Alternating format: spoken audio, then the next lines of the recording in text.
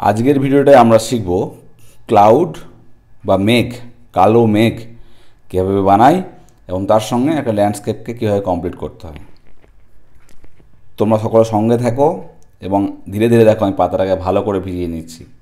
প্রচণ্ড গরম চারপাশে, তাই ওয়েট করে নেওয়াটা খুব দরকার। পেপারটা যদি ভেজা থাকে ভালোভাবে তাহলে এফেক্টটা ভালো হবে।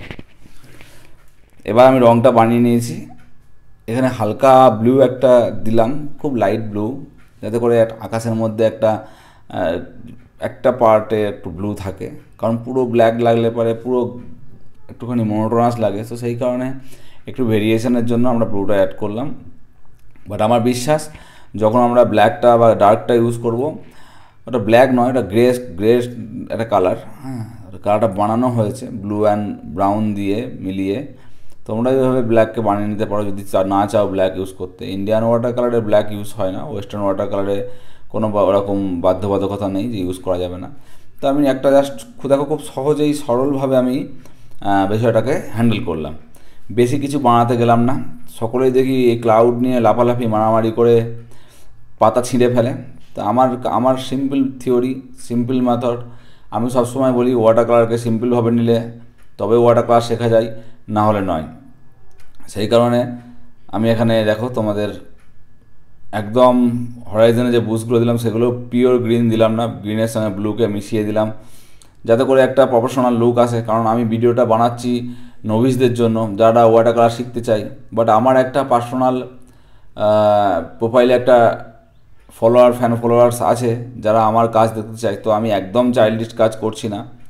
সেই কারণে আমি চাই তোমরাও একটু শিখে নাও যে কীভাবে কালার প্রথম থেকেই ছোটো থেকেই যদি কালারগুলো একটু অ্যাডভান্স লেভেলের ইউজ করা যায়। কিছুই না, একটু ব্লুর সঙ্গে ব্রাউন মিশিয়ে নেওয়া, একটু ব্রাউনের সঙ্গে গ্রিন মিশিয়ে নেওয়া, তাহলে এই কালারগুলো আর ক্যাট করে না, মানে প্রাইমারি থাকে না। তো এখানেও আমি যে কটা কালার ইউজ করলাম সব কটা কালারই কিন্তু ওই ধরনের কালারই ইউজ করা হয়েছে। আমি সকলকে একবার ধন্যবাদ জানাবো যে যারা আমার ভিডিওগুলোকে প্রচুর ভিউ দিচ্ছ, প্রচুর লাইক করছো, কমেন্ট করছো।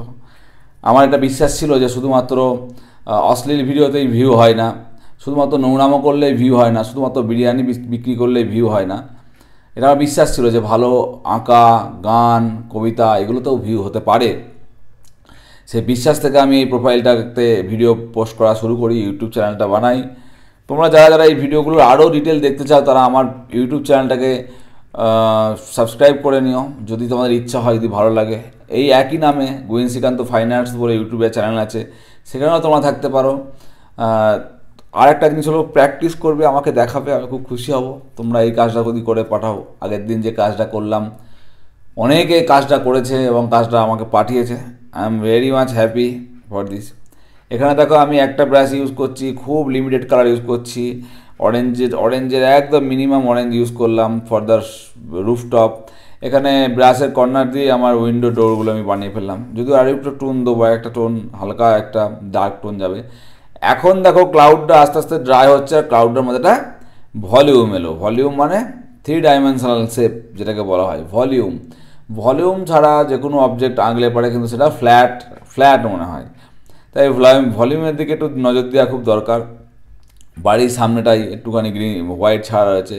কোকোনাট ট্রিগুলোকে আমি বেশি হিজিবিজি না করে জাস্ট সিম্পল কয়েকটা স্ট্রোক দিয়ে সারলাম, যাতে করে আমার যে মেন বৈশিষ্ট্য আমার ছবি আঁকা স্ট্রোকের ওপর কাজ সেটা যেন থাকে।